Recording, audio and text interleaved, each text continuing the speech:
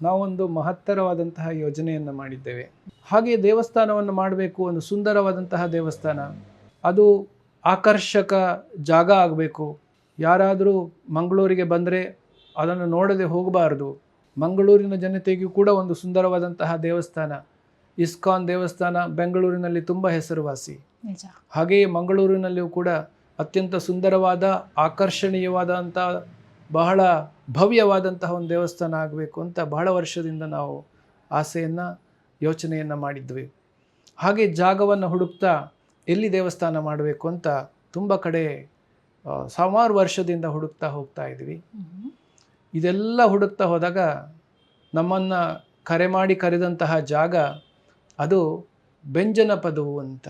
ಮಂಗಳೂರು ನಗರದಿಂದ 20 ಕಿಲೋಮೀಟ್ರ್ ದೂರ ಸುಂದರವಾದಂತಹ ಬೆಟ್ಟ, ಆ ಬೆಟ್ಟದ ಕೆಳಗಡೆ ಕಣಿವೆ, ಆಗ ಇಡೀ ಪಶ್ಚಿಮ ಘಟ್ಟದ ಸಾಲುಗಳನ್ನು ಹಾಗೂ ಇಡೀ ಪ್ರಕೃತಿಯನ್ನು ನೋಡ್ಬೋದು ಆ ಬೆಟ್ಟದ ಮೇಲೆ ಹೋಗಿ.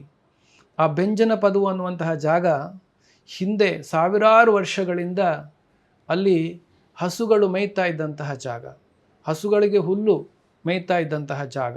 ಇವತ್ತಿನ ದಿವಸ ಹಸುಗಳಿಲ್ಲ, ಆದರೆ ಹಿಂದಿನ ಕಾಲದವರು ಹಿರಿಯರು ನೆನಪಿಸ್ಕೊಳ್ತಾರೆ, ಅಲ್ಲಿ ನೂರಾರು ಹಸುಗಳು ಮೇಯ್ತಾ ಇದ್ವಂತೆ. ಅದಕ್ಕೆ ಬೆಂಜನಪದವು ಅಂತ ಹೆಸರು ಬಂತು ಅಂತ. ಬೆಂಜನ ಅಂದರೆ ಮೊಸರು.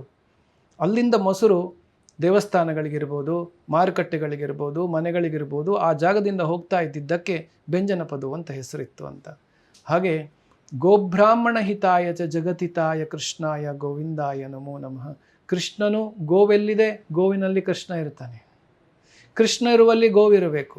ಹಾಗಾಗಿ ಗೋವುಗಳು ಸಾವಿರಾರು ವರ್ಷ ಅಲ್ಲಿ ಇದ್ದಂತಹ ಜಾಗ, ಆ ಜಾಗದಲ್ಲೇ ಭೂಮಿಯ ಸ್ಪರ್ಶವನ್ನು ಮಾಡಬೇಕು ಅಂತ ಭಗವಂತನ ಇಚ್ಛೆ ಇದೆ ಅಂತ ನಮಗೆ ಅನಿಸುತ್ತೆ. ಹಾಗಾಗಿ ಈ ಬೆಂಜನಪದವು ಅನ್ನುವ ಜಾಗದಲ್ಲಿ ನಾವು ಸುಮಾರು 13 ಎಕರೆಯ ಒಂದು ಜಾಗವನ್ನು, ಬೆಟ್ಟವನ್ನು ತಗೊಂಡು ಅಲ್ಲಿ ಸುಂದರವಾದಂತಹ, ಭವ್ಯವಾದಂತಹ ಒಂದು ರಾಧಾಕೃಷ್ಣರ ದೇವಸ್ಥಾನವನ್ನು ಮಾಡುವ ಕಾರ್ಯಕ್ಕೆ ನಾವು ಸಂಕಲ್ಪವನ್ನು ಮಾಡಿದ್ದೇವೆ. ನಮ್ಮ ಜೊತೆ ಅನೇಕ ದಾನಿಗಳು, ಅನೇಕರು ಬಂದು ನಮ್ಮ ಜೊತೆ ಸೇರಿದ್ದಾರೆ.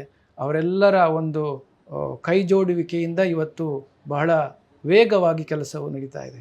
ಇಲ್ಲಿರುವಂತಹ ಇಸ್ಕಾನ್ ದೇವಸ್ಥಾನಕ್ಕೂ ಬೇರೆ ಕಡೆ ಎಲ್ಲ ಇರುವ ಇಸ್ಕಾನ್ ದೇವಸ್ಥಾನಕ್ಕೂ ಒಂದು ಸ್ವಲ್ಪ ವ್ಯತ್ಯಾಸ.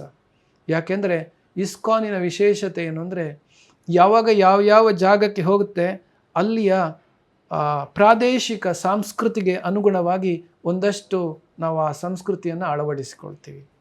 ಹಾಗಾಗಿ ಇಲ್ಲಿ ಏನು ಆರ್ಕಿಟೆಕ್ಚರ್ ಇದೆ, ದೇವಸ್ಥಾನದ ರೀತಿ ರೂಪುರೇಷೆ, ಹೇಗೆ ದೇವಸ್ಥಾನ ಬರ್ತಾ ಇದೆ, ಹಾಗೂ ಇಲ್ಲಿಯ ದೇವರ ವಿಗ್ರಹ, ಇಲ್ಲಿಯ ದೇವರಿಗೆ ಮಾಡುವಂತಹ ಕೀರ್ತನೆ, ಆರಾಧನೆಗಳ ಪದ್ಧತಿಯಲ್ಲಿ ಈ ತುಳುನಾಡಿನ ಸಂಸ್ಕೃತಿಯ ಜೊತೆಗೂಡಿ ನಾವು ಅದನ್ನು ಮಾಡ್ತಾ ಇದ್ದೀವಿ.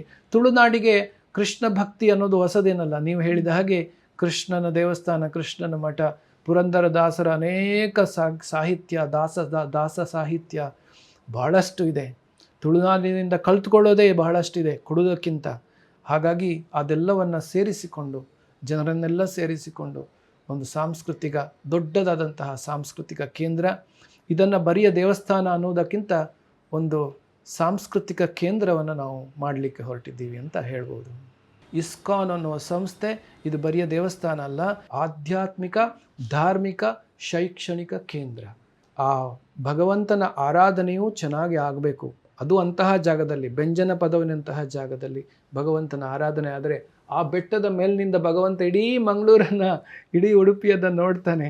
ಎಲ್ಲ ಜನರಿಗೂ ಬಹಳ ಅನುಕೂಲ ಆಗ್ತದೆ, ಅನುಗ್ರಹ ಆಗ್ತದೆ ಅನ್ನೋದು ಮೂರನೆಯ ಪ್ರಾಮುಖ್ಯವಾದಂತಹ ಕಾರಣ.